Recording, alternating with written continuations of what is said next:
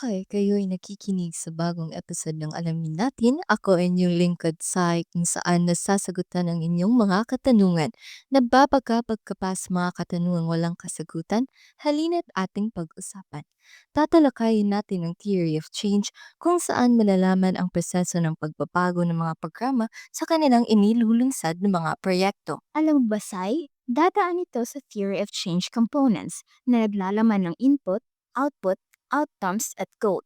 Nagsisimula ito sa input kung saan nakalagay ang mga kailangang gawin sa mga aktibidad.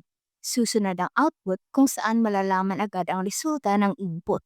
Sa outcome naman ay pagbabago ng mga pag-uugali, kasanayan o salubin na nakalahad sa outputs.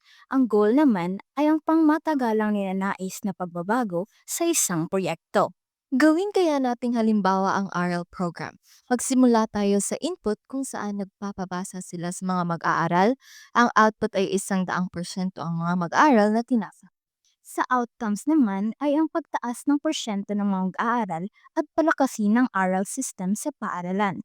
Ang goal naman ay ang pausahin ng reading proficiency ng mga mag-aaral sa Caraga. Sa kabuuan, nasunod ng aral program ang components of theory of change. At dito lang nagwawakas ang alamin natin. Sana ang inyong mga katanungan ay nasasagutan na. Kita-kit sa susunod na talakayan.